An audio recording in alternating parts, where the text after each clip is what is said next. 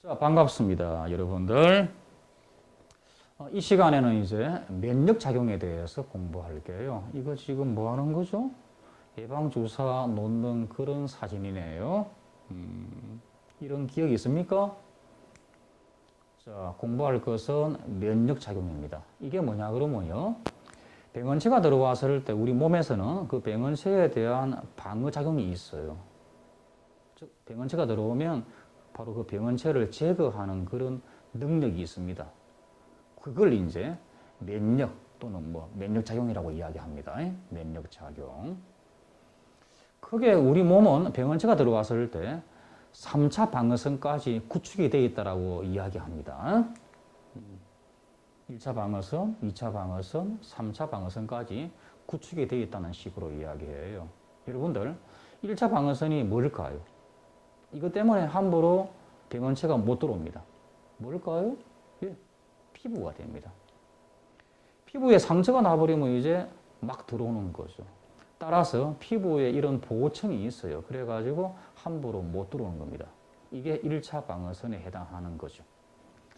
2차 방어선은 뭐냐 그러면 피부를 뚫고 들어온 그러한 병원체를 백혈구가 막 잡아먹습니다. 이게 바로 2차 방어선에 해당한다고 볼 수가 있죠. 그래서 백혈구의 식균 작용, 균을 잡아먹는 작용, 그 뜻이죠. 먹을 식자. 그런 다음에 이제 3차 방어선은 뭐냐 그러면 이 백혈구의 식균 작용을 피하는 그러한 병원체가 있어요. 그러한 병원체를 이제 우리 몸에 있는 림프구라고 하는 세포가 알아가지고 그러한 병원체를 제거하는 물질을 만들어냅니다. 이 물질 이름이 항체예요. 그래가 이 림프구가 항체를 만들어가지고 특정 병원체만을 제거합니다. 이게 바로 3차 방어선이죠. 흔히 이걸 림프구의 항체 항응 반응이라고 이야기를 잘 하는데 이게 바로 3차 방어선에 해당한다라고 할 수가 있죠. 이렇게 우리 몸은 병원체에 대해서 방어하는 그러한 작용이 있다고 하는 거죠. 이걸 뭐라고 한다고요? 면역작용이라고 하는 겁니다. 예. 그러면 피부 보호층이 없는 그런 부위에서는 어떻게 1차 방어선이 형성이 되어 있냐 그러면 피부 보호층이 없는 데가 이런 데예요. 눈, 코 속, 입 속은요. 피부에 있는 그 보호층이 없습니다. 그러면 이쪽으로는 병원체가 잘 들어올 수가 있겠죠. 이 경우는요, 눈물, 콧물, 침 속에 이 병원체를 분해하는 그런 효소가 들어가 있어요. 그 이름이 라이소자임입니다. 라이소자임.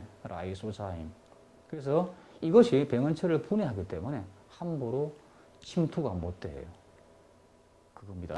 그 다음에 기관지 쪽으로 만약에 병원체가 내려간다 그러면 여러분들 기관지 벽에는 짧은 털이 아주 많이 나 있습니다. 그걸 선무라고 그래요.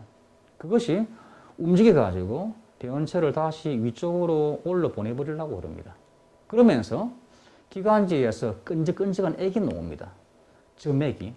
바로 그 점액에 의해서 병원체가 붙잡혀 버립니다. 그런 다음에 선무 운동에 의해서 밖으로 밀어내버리는 거죠. 점액하고 함께 병원체를. 이게 바로 뭐냐 그러면 이게 바로 우리가 흔히 말하는 가래예요. 가래. 그래가지고 바깥쪽으로 빼내는 겁니다. 아시겠습니까? 그 다음에 병원체가 그러면 위쪽으로 내려왔다 그러면 위액 속에 있는 염산이 바로 이 염산이 아주 강한 산이거든요. 바로 이 염산에 의해서 병원체를 죽여버립니다. 바로 위산이라고 하는 염산이죠. 아주 강력한 산입니다. 그것에 의해서 병원체를 또 죽여버립니다. 이런 식으로 방어를 하고 있어요. 아시겠습니까? 그래서 라이소자임, 기관지의 선무 운동과 점액 성분, 그리고 위산의 분비, 이것도 바로 1차 방어선에 해당한다라고 하는 겁니다. 예. 그 다음에 이제 선천적 면역. 원래 면역작용은요, 두 가지로 분류합니다.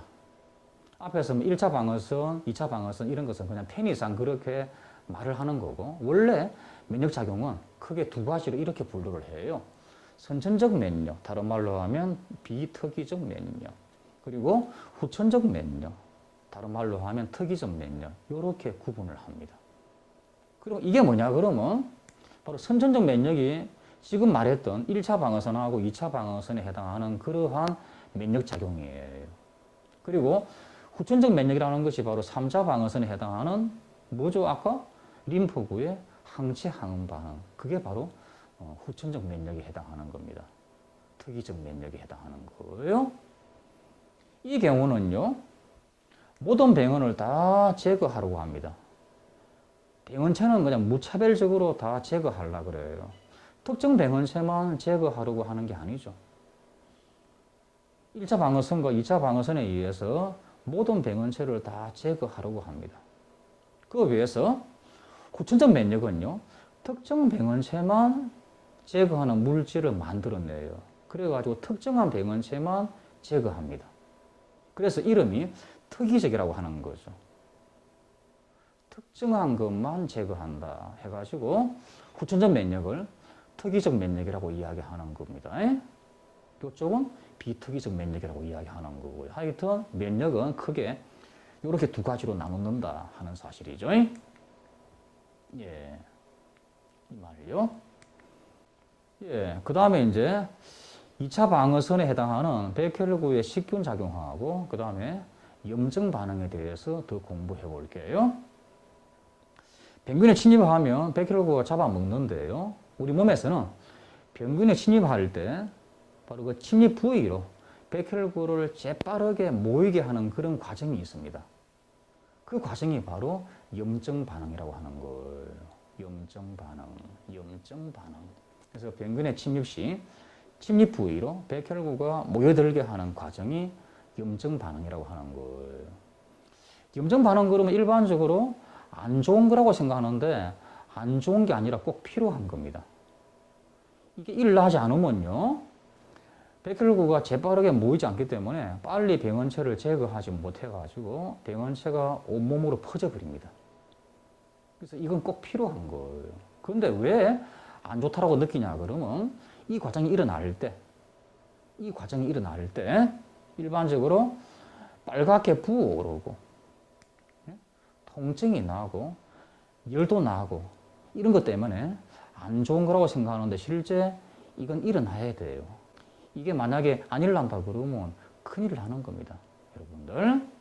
하여튼 염증 반응에 대해서 자, 왜 그러면 염증 반응이 일어날 때 상처 부위가 붉어지고 부어오르고 통증을 느끼냐 하면요. 자, 알아봅시다. 붉어지는 것은요, 상처 부위로 병원체가 들어오면 그 상처 부위에서 히스타민이라고 하는 물질을 만들어내요.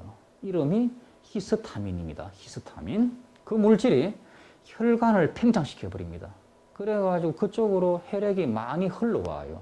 그것 때문에 바로 혈액이 많아져가지고 그 부위가 빨갛게 되는 겁니다. 그 다음에 왜 그러면 부어오르냐라고 하면요, 지금 말했던 히스타민이라고 하는 물질이 혈관 팽창 외에도 혈관벽의 구조를 엉성하게 만들어버려요. 그래버리면 혈액이 바로 그 엉성한 틈 사이로 빠져나옵니다. 물론 이제 정확히 말하면 혈액에서도 혈장이 빠져나오는 거죠. 혈구는 빠져나오지 않습니다. 물론 혈구 중에서 백혈구라고 하는 놈은 아메바 운동을 해가지고 그 엉성한 틈 사이로 빠져나와요. 근데 뭐 적혈구라든지 혈소판은 빠져나오지를 않습니다. 여하튼 히스타민이 나와가지고 그것이 혈관벽의 구조를 엉성하게 만들어줌으로 해가지고 혈장이 빠져나와가지고 부어오른다라고 하는 거죠. 왜 그러면 또 아프냐? 왜 그러면 통증이 생기냐? 그러면 역시 그 이유는 요겁니다. 혈장이 빠져나와가지고 바로 그 혈장이 신경을 압박을 하기 때문에 통증이 생기는 겁니다. 그래가지고 하여튼 염증 반응이 일어날 때 이러한 증상도 동시에 일어나요. 하지만 염증 반응의 주 목적은 바로 백혈구를 상처 부위로 막 빠져나가게 하는 겁니다. 그래가지고 상처 부위로 백혈구가 재빠르게 모여들게끔 하는 거. 그게 바로 염증 반응이에요. 아시겠습니까? 예, 그래요. 자, 이게 지금 염증 반응의 그림입니다. 지금 상처 부위로 병원체가 들어오면요, 세균에 들어오면 비만세포라고 하는 그런 면역세포가 있습니다.